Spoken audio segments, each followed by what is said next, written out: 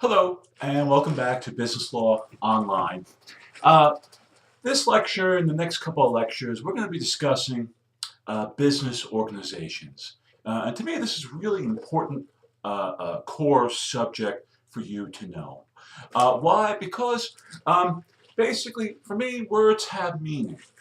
And a lot of terms are bandied about interchangeably and to mean the same thing, but when in reality, they're not.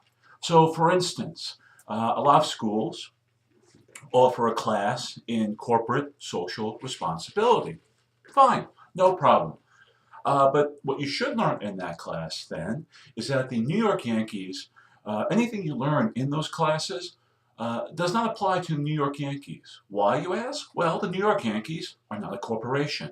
They are a limited partnership, very different from a corporation.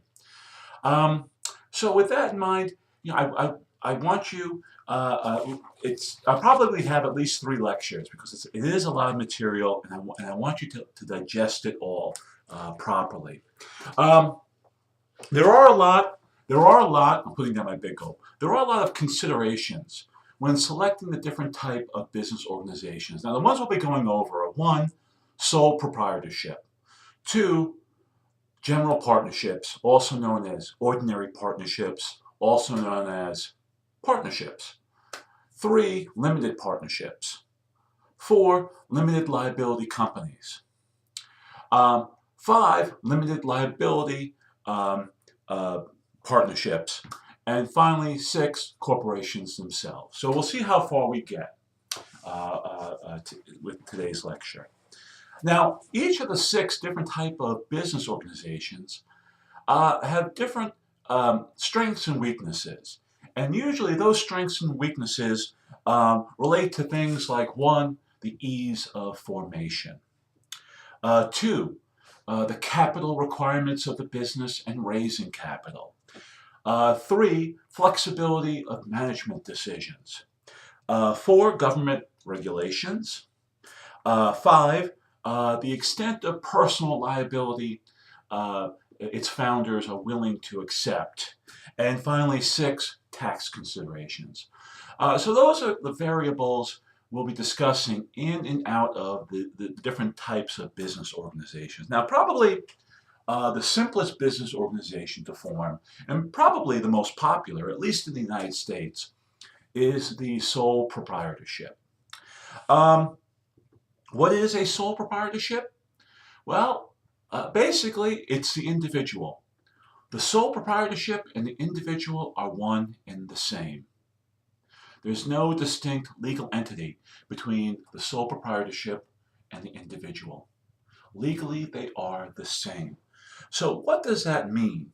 Well, basically, you could wake up one morning with an idea, a business idea, and if you start acting on it, the law might just say you are a sole proprietor. What does that mean? Well, why are sole proprietorships so popular? A couple of things. 1, they are easy and very inexpensive to set up. Like I mentioned before, you could wake up one morning with a business idea. If you start acting on it, you're in business. You are a sole proprietor. There's very little formality. You do not need government approval to set up a sole proprietorship. Perhaps the only government regulation is you may need a license to do business in the municipality that you're working in. In other words, the village, the town, or the county. You may need a license to do business in that municipality. Perhaps, I know in my village, for instance, when you're walking down the streets, you can see little stickers in the windows indicating they paid their licensing fee. They have a right to do business, so to speak, in the village. It's basically a tax. But that's really it. That's really it. The only other requirement is if you want to use a name other than your own. The name of the sole proprietorship is the same name as the individual. Now, there's nothing wrong with that. You can do that if you want. But the only thing is suppose, for instance, I wanted to open up a pizzeria. What would be the name of that pizzeria? I'm a sole proprietor. Professor Ertel's Pizzeria. Does that sound really appetizing to sell pizza? Be honest, it really doesn't. To sell pizza, your pizzeria should have a name like Il Villaggio or Tuscany Pizza or Roma Pizzeria, something more Italian sounding. So what I do? Well, I can't change my name, but what I could do is I could file a doing business as certificate with the local government.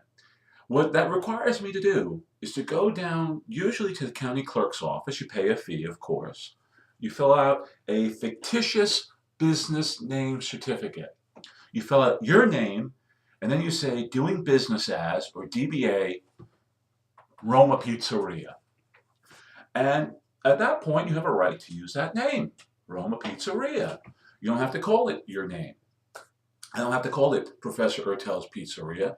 I could call it Roma Pizzeria. Why? Because it just sounds better.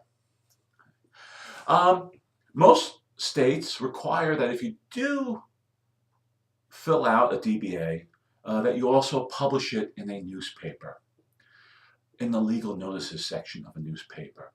So what I would do is I would take a copy of that DBA and take out an ad in the local paper that hereinafter Professor Ertel is DBA Roma Pizzeria. Why? Because that puts the world on notice that if you have a problem, if you have a dispute with Roma Pizzeria, you really have a dispute with Professor Ertel. That's what that does. That's what a DBA is all about. They're easy and inexpensive to set up. Another thing is a sole proprietor has the right to make all management decisions, including, of course, who to hire and who to fire. Now, those are huge. So that's another reason why sole proprietorships are attractive. They're easy and inexpensive to set up, and they get to make all the management decisions. They're also entitled to all the profits. So whatever profits there are in the business, all belong to the sole proprietor. And that's a benefit that many people see. Another advantage, sole proprietorships are easy to sell and transfer. You can sell and transfer the goodwill of the business to another party. You don't have to get, for instance, partner approval. You don't have to get shareholder approval like you would in a corporation, or board director approval like you would in a corporation. So it's easy to sell or transfer. Another big advantage of a sole proprietorship are taxes. Taxes are easy. They are generally reported on the individual's income tax, directly on their personal income tax. Thus, there's no double taxation. That's a big deal. My only advice, though, is you could conceivably use your personal checking account to run your business, but that makes bookkeeping a nightmare. So what you may want to do is at the very least, set up a separate checking account for the business, and maybe even get the IRS to assign you a separate taxpayer identification number. This way, all the checks that you get go into that account. All the checks that you get from the business go into, or all the deposits you make from the business go into that account, and all the expenses are paid from that account. So you know that everything related to that checking account is to the business. But there's no requirement that you do that. It's just a suggestion. It just makes bookkeeping a heck of a lot easier. So they are popular, sole proprietorships, but what are the big disadvantages? Well, one of them is kind of the flip side of profits. Sole proprietors, they're entitled to all the profits, but they're also personally liable for all the losses, all the debts.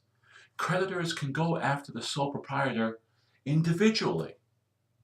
They don't have to go after a corporation or an LLC or something else like that. They can go after the party individually. So they're personally liable for all the debts. Another big disadvantage of a sole proprietorship, it's hard to raise capital. Like, for instance, with a partnership, you have at least two owners. You can always sell a partnership share to another investor as a way of raising capital. What if you do that in a sole proprietorship? You're not a sole proprietorship anymore. You don't have the right to make all management decisions. You're now a partnership. So that's another disadvantage. Raising capital. Now, I know plenty of sole proprietors who are very successful business people, but I really do have a tough time struggling to think of a sole proprietorship that is really nationwide. All right, so that's it for sole proprietorships. Next lecture will be about partnerships.